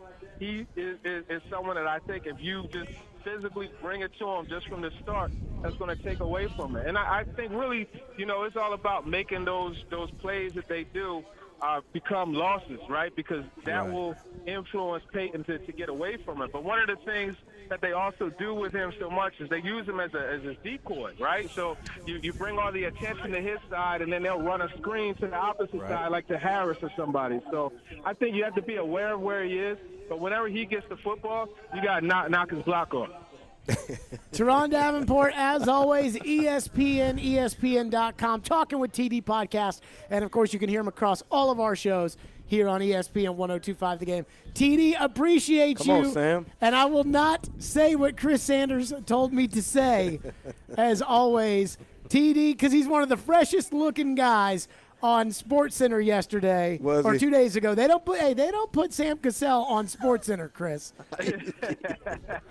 Well, that's what appreciate Chris Sanders was like. He's a darker version of Reggie Theus. Look it up. Reggie Theus. That's my guy, TD. Appreciate you, TD. Appreciate you, T. All right, fellas. Appreciate you, man. TD joining us, as always, from Nissan Stadium. That's my guy right there, man. I got one thing I've got to complain about before we get to our picks to click. What's that? The Titans, they're going to be wearing the dark blue jerseys with the light blue pants. Oh, my gosh. I hate the light blue pants. Let me just say right now that the Titans' light blue pants are the ugliest pants in the NFL. Like, of 32 teams that have, like, 3 different pant colors, so what is that? Like 100 pants combinations in the NFL. The light blue pants are the Titan light blue pants are the worst pants in the NFL. And then the second thing on that is when they wear them with the navy blue jerseys, it is absolutely downright hideous. Your thoughts, Chris? I don't know what to say on that one, man. But with the pants? Did you not like the light blue pants when you played? Man, them was sweet, man. Them was cold, man. Oh, my goodness. Out of all the things about the game, you don't like the pants. I hate the pants. Got to use my platform to talk about how much I don't like the pants. Man. Also, if you're watching on the stream, I am standing behind Mark Howard because I am standing in the sun. Oh, my gosh, because cold. sitting in the shade is so cold. Oh, my goodness, I wish Derrick Henry was out there today, but not in those light blue pants. Because those light blue pants are downright hideous. And I cannot, I think the Titans were around for about 10 years before they started wearing light blue pants, and ever since then it's been downhill uniform. Love your blue, man. Come on, love your blue. Oh, it's awful. Oh, it's awful. Coming up next, picks to click. Who's got a click for the Titans to take care of the Saints? We'll get into that coming up next. Plus, we'll take a look at the sports books and make our game day predictions. That's all coming up. It's the pregame show, live from Rock Bottom Brewery on ESPN 102.5 The Game. Coming up next hour on NFL Pregame, Jared, Chris, and Mark make their picks to click and final predictions for the upcoming game. We're inching closer to kickoff, and you're listening to NFL Pregame on Nashville's best sports talk, ESPN 102.5 The Game and the Game Nashville app. ElectronicExpress.com. We make it happen. Hey, how's it going? Great. This game's gonna be good. Definitely. Loser buys? Sure. Hey, 2 Dos Equis on this guy. The game hasn't even started.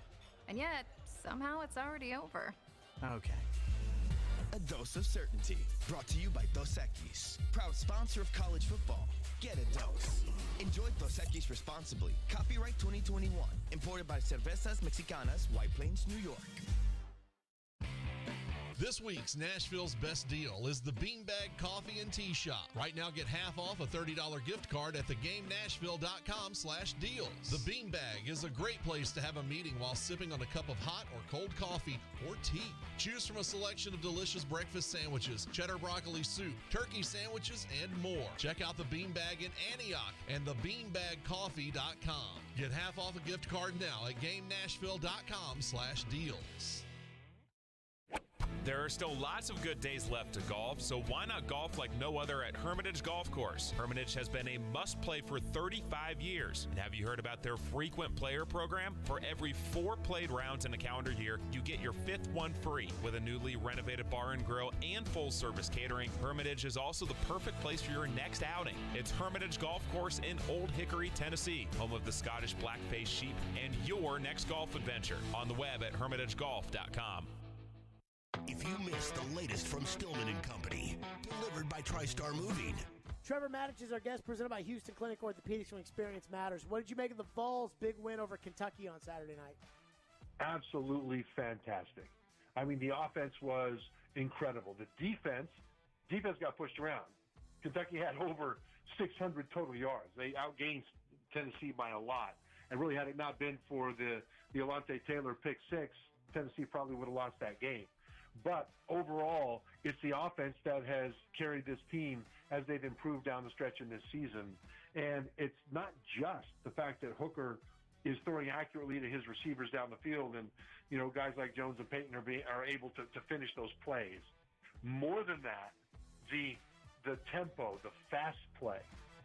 Tune in Stillman & Company with Jared Stillman. Weekday afternoons from 2 to 6. On ESPN 102.5 The Game and the Game Nashville app. Nashville's best sports talk. Locally owned. Home of our Nashville Predators. WPRT-FM Pegram. 97.5 Murfreesboro. WBUZ HD2 Laverne. Online at thegamenashville.com. We are ESPN 102.5 The Game.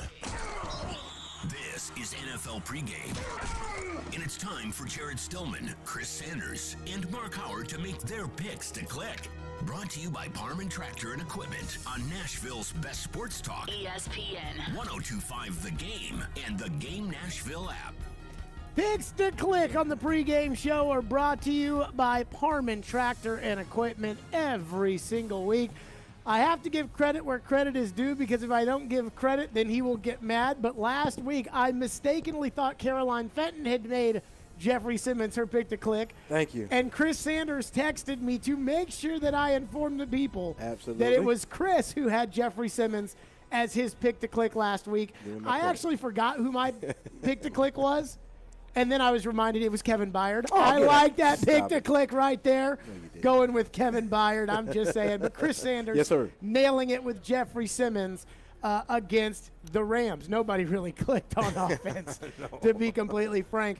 Time now for our picks to click today. Chris, who's got a click offensively for the Titans? I'm going to go with Tannehill. And the reason I'm going with Tannehill, if he can just protect the football and let the defense win it for you, I think that the Tennessee Titans are going to win. I just don't want to see Tannehill get hit and fumble and throw interceptions and keep this Saints game, this Saints team in the game. And he's my pick to click. Do you think if you were coaching him, you'd tell him to keep it safe today? You just want to keep it safe. I understand he's reckless, just kind of, what Mark kind of saying. But you don't want him to play scared. You want him to play his game. You want him to do what he does. But at the end of the day, you want to protect the football and not fumble and throw interceptions. So if you do that, then you got a team that's been struggling. I know they're 5-3, a team that's not playing well on offense. You give them the ball, and all of a sudden they get a chance to win. Mark, who's your pick to click offensively? I want Taylor Lewan to play like Taylor Lewan. That's all. I mean, not asking too much. I mean, normally, like, when we do this, you think about, wide receivers and yards and running back. But I think it's a great point. I mean, that pass rush for the Saints today is no joke. TD brought up Cam Jordan against Lewan. I certainly think that's a matchup that if New Orleans is going to win this game, they're going to beat the Titans' offensive line and force Tannehill into some mistakes. And we've seen it. It's like Teron said. He's had accuracy issues. You just hope that there aren't a few wayward passes that really decide this game. Yep. I'm going to go offensively. My pick to click, Nick Westbrook-Akina. You don't even like him. I do not. But somebody has got to help A.J. Brown out today. My options were him, Swaim, who I gave a game ball to after the performance against the Rams. It was either that or one of the running backs, and I'm going to go with Westbrook-Akina. I mean, somebody has to step up, Chris. You were there in 2000 when Yancey Thigpen got hurt for the umpteenth time, and Carl Pickens was no good, and Kevin Dyson tore his ACL, and you and Derek Mason had career seasons for the Titans. I'm not saying Nick Westbrook-Akina is Chris Sanders, but I am saying that he's going. Chris Sanders against Jason Sehorn. Ate him up. Come on, talk to me, big guy. Going to need a Chris Sanders-like performance today out of Nick Westbrook-Akina, even though he plays nothing like you. But even though he doesn't have a whole bunch of yards, how many yards he had? Like you said, 150? He has one more than Derrick Henry. One more. But he's still making some clutch touchdowns.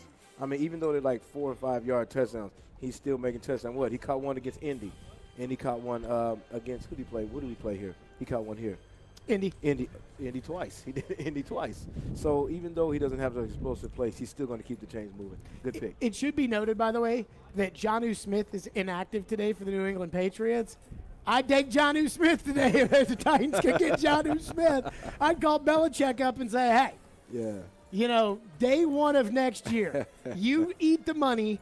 I'll give you something good, but just give me Jonnu Smith back because, goodness gracious, the Titans could use Jonnu Smith, and I assume that Jonnu Smith probably wishes he was still here, although the money is the money. So yes, it is. I'm ready. Defensively, Chris Sanders, who's got to click today? I haven't picked this joker all year, and I think I'm going to pick him.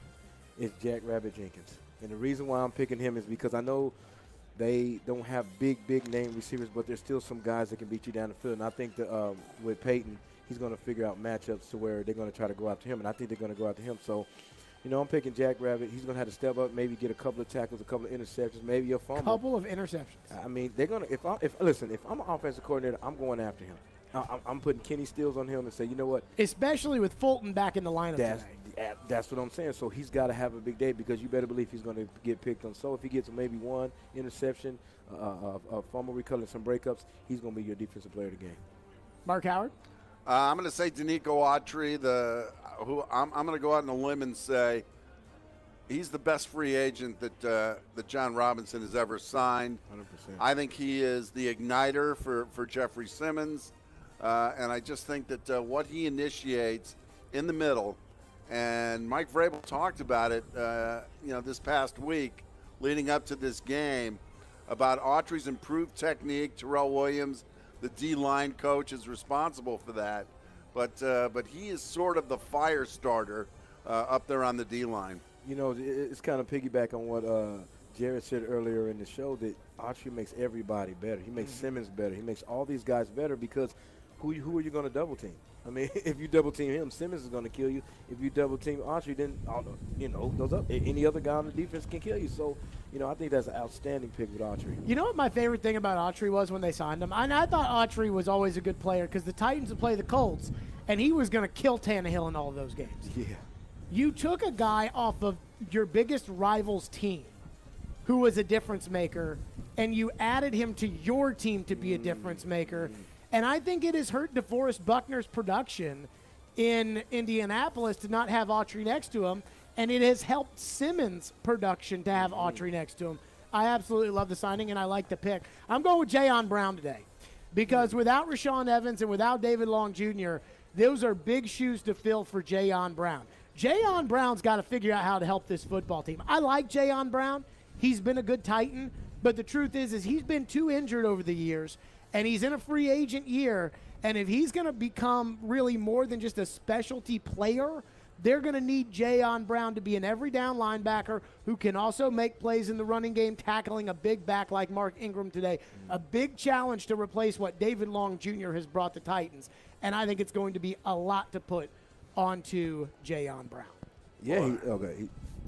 Yeah, he's such an embodiment of the modern linebacker, who's a little undersized, from years past, but has the speed to help in coverage. And he's been a lot better against the run than even the Titans thought when they brought him in. And I agree with you, Jared.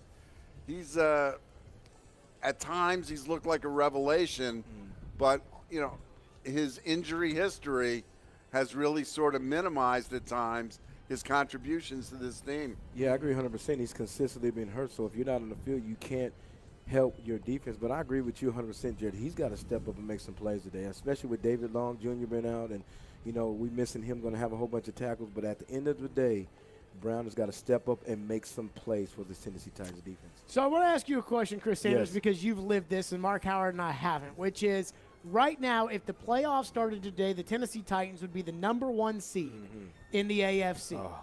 When is a team allowed to start thinking about that? How does a team think about that?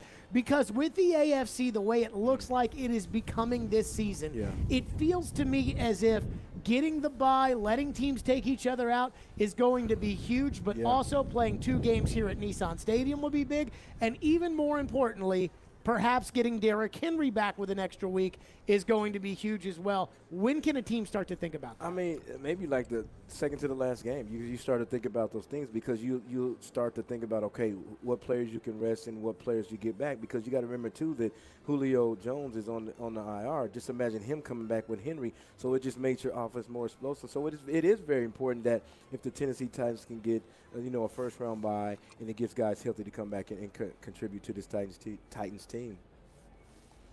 What do you think their chances of getting the 1 seed are? I think it's a great chance. I mean, I think it's a great chance. If you're looking in the AFC, who's a dominant team right now? Nobody. The Tennessee Titans are the most dominant team in the AFC right now. I mean, if you look at the Baltimore's so inconsistent. You got the Bengals inconsistent. You got the Bills inconsistent. But the team that's playing consistent right now are the Tennessee Titans. So I think it's realistically that they get the first round bye. I always think the season has a few different legs. I think right now it's good for the Titans. I think somebody's going to get hot in the second half of the season. Maybe the Titans remain that. But, usually you'll see a team, sort of step on the gas a little bit. But I think it's progressional for the Titans. I think it's making the playoffs first, winning the division. Then it's, you can start worrying about your seeding. But, beyond that, you don't want to get too crazy. I think in this instance, the one thing I do wonder, I am more optimistic about this, and maybe it's because you all know me, I'm just an optimist. Are you? A crazy-eyed optimist. I think Derrick Henry's going to come back. I hope he does. And so if you can get the 1 seed and maybe get a game for Derrick, then have the bye, then only have to play 2 to get to the Super Bowl, I think you got a real shot to do it. With the AFC being what it looks like right now, with no dominant team where home field could be really important, I don't think there is a single player in the AFC on offense that is as good as Derrick Henry. Maybe Lamar Jackson, but Henry might be the best player. I think if they get him back, I think the Super Bowl is a realistic possibility. I mean, it is. I mean, look at the games that they won without Henry. I mean, you didn't just go down to the Rams and just, beat an okay team. You beat a team that was supposed to win to represent the Super Bowl in the NFC. So, if they can just consistently just win these last couple of games, then they put their 7th position to win to be that number 1 seed. Coming up next, we'll take a look at what the sports books are saying, plus we'll make our final game day predictions, and we will do that next. Right here live from Rock Bottom, it is the pregame show. Mark Howard, Chris Sanders, it's ESPN 102.5 The Game. With Fundbox, you can stop waiting and start doing. If your small business needs funds to grow, the time is now. Fundbox offers fast, easy access to small business funding up to $150,000. So hire that new employee, launch that campaign, buy that piece of equipment. Apply in minutes at fundbox.com, and you could get funding as soon as the next business day. Fundbox. Ready, set, grow. Credit line amounts, rates, and terms are based on creditworthiness and subject to change. Additional documentation may be required. Tannehill through his reads to the end zone. It's caught. Touchdown. Is a 6th straight win in store for the Two-Tone Blue? Perfectly thrown. Touchdown Saints. Or will the New Orleans Saints pour a bucket of ice on the Titans' hot streak? Okay, you made your point. Tune in all day Monday for full reaction to Titans Saints. Who wants to talk football? We are Nashville's best sports talk. ESPN 102.5 The Game and the Game Nashville app. Treating erectile dysfunction with acoustic wave therapy has been getting a lot of attention lately. But you should know that some are promising results we just haven't seen and charging a lot of money for the treatments as well. This is Kim for the Tennessee Men's Clinic, and if you're looking at acoustic wave therapy or any option to help your ED, you really should call us first. Unlike wave therapy only clinics, the Tennessee Men's Clinic wave therapy protocols do use acoustic wave technology, but we also often combine it with other treatments that can give most of our patients far higher satisfaction rates. There is no surgery nor any type of invasive procedure required. And even better, depending on your treatment strategy and with our urologist and provider's guidance, you can likely have sex the day after your appointment. We even have other treatments that can help you last up to an hour. Plus, for a limited time, we're waiving our normal appointment charge, which includes a PSA and T test, and offering a free ultrasound, altogether nearly a $400 value, for free. So make an appointment today. Call 615-208-9090 or go to TennesseeMen'sClinic.com. Visit our website to learn more, including side effects, treatments, extra results vary. 312 Pizza Company is family owned and operated, bringing you a slice of Chicago to Nashville. 312 Pizza Company specializes in deep dish pizza, thin crust pizza, and all things Chicago style. Always made from scratch using secret family recipes passed down generation to generation. 312 Pizza is open every day except for Tuesdays and is located in Germantown with dine-in, takeout, and curbside available. Call 615-730-7888 to order 312 Pizza Company, Nashville's authentic Chicago pizzeria. Lowe's Provember event is back, and we're thanking pros like you all month long. So when you become a Pro Loyalty member, now through November 24th, you'll get a welcome kit via mail, Lowe's bucket included. It's all part of Provember, going on online and in stores. Lowe's, the new home for pros. New accounts only. More terms and conditions apply while supplies last. Visit Lowe's.com/ProLoyalty for details. U.S. only. Hey Nashville, this is David Price. You're listening to Nashville's best sports talk, ESPN 102.5 The Game. We are getting you set for Titans and Saints at Nissan Stadium. No Alvin Kamara today for the New Orleans Saints. Obviously no Julio Jones or Derrick Henry for the Tennessee Titans. Points going to be a premium. Who do we think is the lead dog at running back today for the Titans? I'm going with Foreman. And the reason why I'm going with Foreman is because you look at last week, even though he didn't have the big numbers, he still had those explosive runs. I mean, they had a chance to pop. So I know Papa Peterson, what you call him. Papa Peterson. You call him that. But I just think at the end of the day, I think Foreman's going to be the guy that's going to get maybe between 60 and 70 yards today. Mark? Yeah, I would agree. I think Foreman is the guy to look at. Adrian Peterson's a nice story. Nice he scored a touchdown, but let's be realistic about this. You know what? A couple of years ago, Adrian Peterson was on Washington, and they played here like at the end of the year, and I was talking all week about Paw Peterson, and he ran all over the Titans. And I can just remember Floyd the next day going, Paw Peterson, ha, ha, ha, because, of course, he was scared to death of Adrian Peterson. Yep. There was one thing that stood out on Sunday to me. At the end of the game, I thought Foreman had run the best Sunday too. At the end of the game when the Titans were in the 4-minute offense, they gave the ball to Peterson. And I think that was because Vrabel trusts Peterson not to fumble the ball. Yep.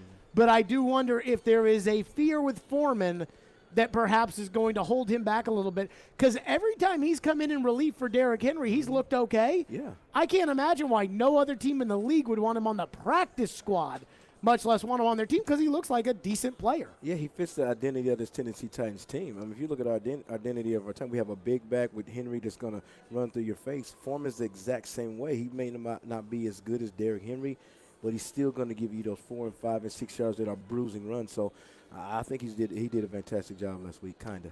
Time to take a look at the latest odds on today's game, brought to you by FanDuel Sportsbook, America's #1 sportsbook app and my official sportsbook app. For today, Titans Saints, the line, the Titans are favored -2.5 points. Mark Howard, that's a strange number. That's a stinky number. I hate to say it. You just wonder, coming off these 4 wins, is this where, a lot of the flaws in this team catches up with them? And, you just keep waiting, for that Sunday where the pass rush isn't quite as good, where Tannehill makes too many mistakes. And without Derrick Henry, they don't have that guy that you can really depend on to run the football. I thought it would be more. I mean, just like the run that the Tennessee Titans had. I mean, you beat the Rams, you beat Indy, you beat the Chiefs. I mean, those are teams that have the potential to make the playoffs. So that's kind of wild. You beat the Chiefs with Derrick Henry, though. You beat the Colts with Derrick Henry. If Derrick plays, this is 8.5 Titans. Yeah, a good point. But yeah. Which shows you how valuable, for people that say, running back, maybe not Derrick. The over-under today, 42.5, so not a lot of points expected to be scored between these two teams. Anytime touchdown scorer, I'm actually kind of surprised by this. 42. The lowest odds for an anytime touchdown scorer belong to Mark Ingram at +115, A.J. Brown +130. Jeremy McNichols is third at +210. I don't even know how they compute that stuff. I mean, I understand, power ratings and point spreads and everything else, but, individual performances. Like, how does Las Vegas say, hey, you know what? I think Ferkser is not going to score a touchdown today, so lower those odds right there. Exactly. Exactly. Passing yards over under Ryan Tannehill, 244.5. I'm going to say under. I'm going to say over. You always say over. I mean, the reason I'm going to say over because I think that they're going to have to pass the ball with a running back situation. So I think he's going to go over that. I don't see how he can. Even if it's just dink and dunk down the field, he's still got to get some yards because if the running game gets started, what else do you have? I actually think that's a pretty good number right there, like to take the under. Like, I feel pretty safe in taking the under at Tannehill, 244.5. Trevor Siemian, 204.5. I would say under. I think our pass rush is going to hit him square in the lips. I'll say under, too. Why are you chuckling? Because that's a pretty low number. That is a terrible number. You're telling a team that has no run game right now. You're telling a guy, Trevor, you kind of suck, man. Well, the guy couldn't beat out Logan Woodside. Rushing yards, Adrian Peterson at 28.5 to lead the Titans. Jeremy McNichols at 20.5. Ryan Tannehill at 16.5. So we're saying Foreman should be the back who gets the ball the most. And the Sportsbook, the official FanDuel Sportsbook app, does not have Foreman as an option. Adrian Peterson leading the way at 28.5. I'm going to say under. 28.5. I mean, good God. I'm saying over. You always say over for the Titans. Derrick Henry got 35 yards just in his stretch. Got 35 coming out the locker room. Jeez. I'm going to tell you the one that I think is free money. What's that? Tannehill, 16.5. Over. Because I think he's going to have to run the ball a little bit today. I say under. That's the only time you'll ever say under the Titans. Mark Ingram 55.5. Surely he's got to hit that, because if they go under 55.5 and they go under 205, unless you turn the ball over 8 times, you win. I say he's going to go under that. And the reason why I say he's going to go under, because not too many teams. Let me reverse it. The reason why I'm saying he's going under, because I think our front four is playing so well right now.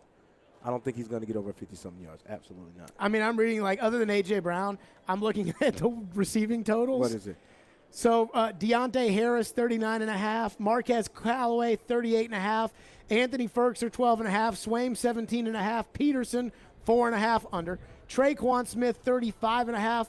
Adam Trotman, 23.5. A.J., though, 84.5 for A.J. Against Marshawn Lattimore, would you take the over-under there, Chris? What are they predicting, a 3-2 score? I know. I mean, it's going to be a rock fight today, I would assume. I would say under. I think that Lattimore's a pretty good cornerback, and I think they're going to take A.J. Brown out of the game, because who else do you have at wide receiver? Time now for our official game day picks. Our game day picks are brought to you every week by Social Furniture, located at 5412 Charlotte Avenue in West Nashville. Social Furniture, shop local, shop social. Chris Sanders, you picked the Titans on Sunday Night Football to beat the Rams. Who wins today? Final score and why? I'm going with the Tennessee Titans 24, Saints 10. And the reason why I'm saying 24-10 is because you got a quarterback that's inconsistent, that really hasn't played a lot of football, and then you have Kamara that's out, your potent, game breaker on offense. So I just think the Tennessee Titans are a better team, and it's going to be 24-10. It's not going to even be close. Mark Howard? I'm saying Titans 16-13. Randy Bullock Palooza. I actually am going right there with Mark. I'm going 16-15. I think it's going to be a weird game. Like, there's going to be 2-point conversions or safeties or missed PATs or something weird today is going to throw that 15-point off. I think Randy Bullock hits one to win it. It will remind me of the old Titans, Chris, when you used to play. Al Del Greco would come on to hit the game. Automatic Al. Randy Bullock, who has been automatic inside of 50 yards so far this year. Randy Bullock comes on and drills it for the Titans. Give me the Titans 16-15. That's going to do it for us. We are out of here. We will be back next week. That's right. Crazy. We will be back next week here on the program as the Titans get set to take on the Houston Texans. A very important program for us. By the way, Friday at 5 o'clock, a special Floyd Reese, a true Titan, honoring the GM as he will be placed into the Ring of Honor next Sunday as the Titans take on the Texans. So we hope everybody will tune in Friday at 5, as well as throughout the weekend for Floyd Reese, a true Titan. That will do it for us. For Mark Howard, for Chris Sanders, for the rest of our crew, Jared Stillman, it's ESPN 102.5 The Game. The voice of reason. 274 yards, 2 interceptions, 0 touchdowns. You're not going to win a game that way. The voice of the fan. I'm tired of let's just give it to a quarterback. The voice of Nashville sports is your home of Nashville's best sports talk. ESPN 102.5 The Game and the Game Nashville app. Here's exciting news from Genesis Diamonds, just in time for the holidays. We've just introduced our all-new luxury pre-owned Rolex collection, the largest and best selection of luxury pre-owned Rolex timepieces in Middle Tennessee. Hard to find, very sought-after timepieces. Over the past